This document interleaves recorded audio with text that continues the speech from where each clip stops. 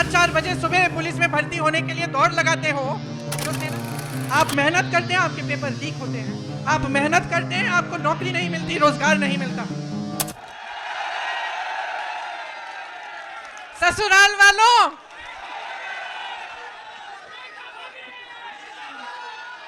यहाँ आकर बहुत खुशी हुई है और आज इस भारत जोड़ो न्याय यात्रा में भाग लेते हुए मुझे बहुत बहुत खुशी हो रही है, खास तौर से क्योंकि आज इस यात्रा में पहली बार मैं अपने ससुराल वालों के साथ आई हूं।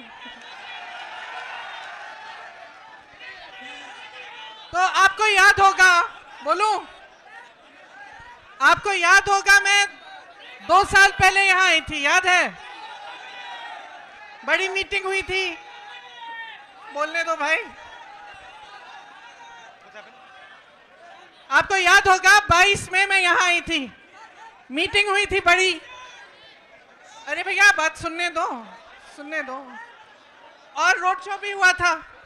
मैं आपसे पूछना चाहती हूँ कि तब से आज तक कुछ बदला है? उस समय चुनाव था विधानसभा का, आपने भाजपा को जिताया, योगी जी को जिताया, 2 साल और उनको मौका मिला है। मैं आपसे पूछना चाहती हूं कि जो आपकी समस्याएं हैं, जो आपकी असली समस्याएं हैं, आपका दुख है, जो महंगाई है, जो बेरोजगारी है, जो रोज रोज इन परीक्षाओं में जो पेपर लीक हो रहे हैं, जिनके लिए नौजवान बच्चे, आपके बच्चे मेहनत करते हैं, पढ़ते हैं, फीस भरते हैं, ये सिलसिला अभी तक जारी है कि नहीं कि पेपर लीक होते रहते हैं? बताइए, जारी है? तो जब आप 2 साल बाद सरकार चुन रहे थे, आप चुनाव में अपना वोट डाल रहे थे, तो मैं जानना चाहती हूं कि आप क्या सोच रहे थे? क्या आपने सोचा, सुनिए, क्या आपने सोचा कि यहाँ का विकास होगा? सोचा था? अब यहाँ पे पीतल के कारखाने हैं, बड़े बड़े पीतल के कारोबार हैं, क्या आपकी तरक्की हुई है? हुई है। जितनी भी मदद आपको सरकार से मिलनी थी वो बंद हो गई, ऊपर से जीएसटी, और जितना काम कर रहे थे उसका शायद आधा काम कर रहे होंगे आज। मुश्किलें कम हुई हैं या बढ़ी हैं? बढ़ गई हैं। यहाँ नौजवान हैं सारे, उस समय मैंने पूछा था रोजगार मिलता है, आज रोजगार मिल रहा है। तो ये जो मेहनत कर रहे हो, जो 4-4 बजे सुबह पुलिस में भर्ती होने के लिए दौड़ लगाते हो, तो सेना में भर्ती होने के लिए दौड़ लगाते हो, उसके बाद जब परीक्षा लिखते हो उसके लिए फीस भरते हो, माँ बाप मेहनत करके ट्यूशन में भेजते हैं, ये सब करने के बावजूद क्या होता है? आपको मालूम है कि 28 लाख बच्चों ने, यूपी के 28 लाख बच्चों ने पुलिस का भर्ती का इम्तिहान दिया है। 28 लाख, सोचो, इसका मतलब है कि यूपी के लगभग हर गांव में से 4 या 5 नौजवानों ने ये परीक्षा दी। एक आशा थी, एक उम्मीद थी उनके मन में, ये नहीं कि मुफ्त में कुछ मिल रहा है, पढ़ के मेहनत करके वो चाहते थे अपनी परीक्षा में पास हो। क्या हुआ? पेपर लीक हो गया। अब जब मैं यहाँ आई थी 22 में, तो मैंने आपसे कहा था कि हमने एक घोषणा पत्र बनाया था, उसमें हमने एक पूरा प्लान बनाया था, एक पूरी योजना बनाई थी कि ये जो पेपर लीक बार बार होते हैं इसको रोकने की क्या योजना हो सकती है। उसमें जॉब कैलेंडर था, उसमें यह था कि एक कमीशन बनेगा और जितना भी अन्याय हुआ है उसको ठीक करने का काम होगा। और जॉब कैलेंडर में हर जो भी डेट था, परीक्षा का डेट, नियुक्ति की डेट, सारी पहले से तय, और जो उससे इधर उधर होता उसके खिलाफ कार्रवाई होती। तो ये तो 2-3 मुद्दे हैं, पूरे 10 मुद्दों का हमने एक पूरा प्लान बनाया था। तो मैं आपसे एक सीधी सीधी बात कहना चाहती हूँ, देखो चुनाव फिर से आ रहा है कि नहीं?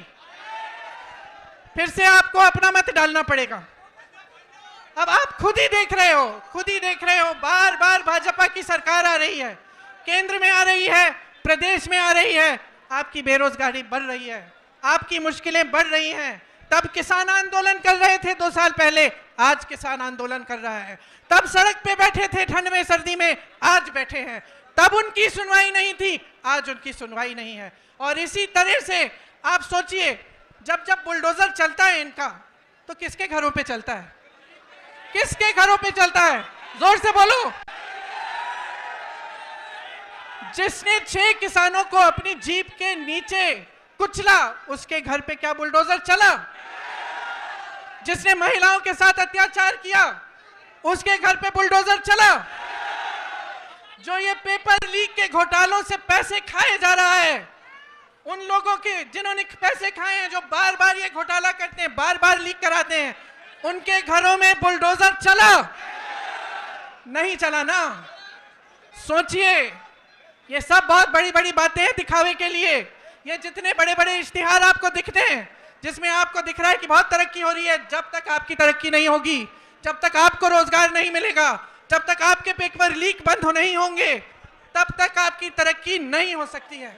जब तक यहाँ की महिलाएं सुरक्षित ना हो, आगे बढ़ नहीं पाए, तब तक आपकी तरक्की नहीं हो रही है। तो मैं सिर्फ आपको, मैंने उस समय भी बोला और अभी भी बोल रही हूं, अपने अनुभव को देखो, अपने अनुभव को देखो कि भाई 5 सालों में, 10 सालों में मिला क्या है? नौकरी मिली, दुकान जाते हो तो सब्जी खरीद पाते हो?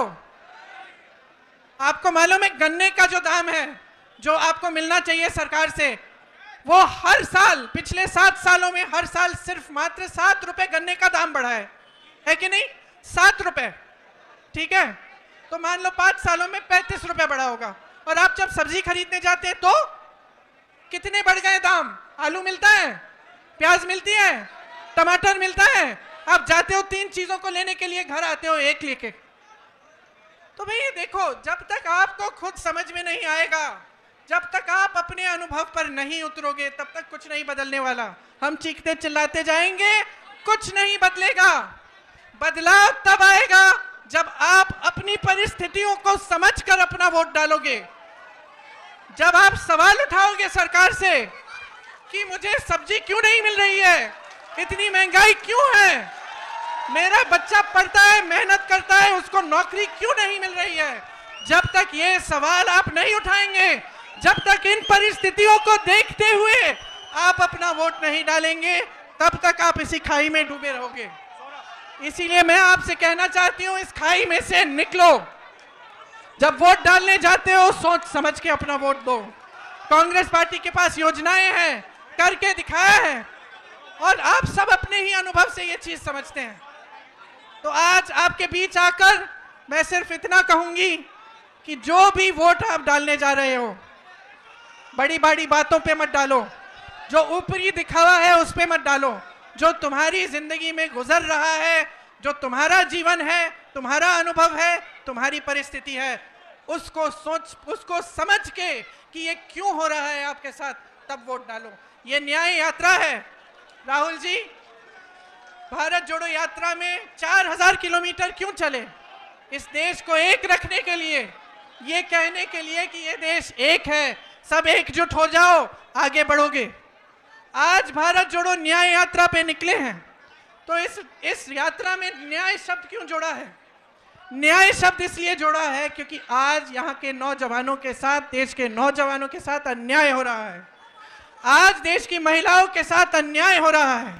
आप मेहनत करते हैं, आपके पेपर लीक होते हैं। आप मेहनत करते हैं, आपको नौकरी नहीं मिलती, रोजगार नहीं मिलता। आप मेहनत करते हैं, महंगाई का सामना करते हैं, किसानों का जो बकाया होता है वो नहीं मिलता, किसानों के कर्ज माफ नहीं होते, बड़े बड़े उद्योगपतियों के होते हैं। तो देखिए, मैं फिर से आग्रह करूंगी, आज आप इस यात्रा में जुड़ने आए हैं तो हमें देखने नहीं आए हैं, अपनी परिस्थिति को समझने आए हैं। और ये समझने आए हैं कि जब तक आप बदलाव नहीं लाओगे, तब तक आपकी परिस्थिति बदलने वाली नहीं है। तो मैंने बहुत लंबा बोल दिया, भैया भी बोलेंगे, एक बार जोर से बोलो, एक बार जोर से बोलो, राहुल गांधी, राहुल गांधी, राहुल गांधी।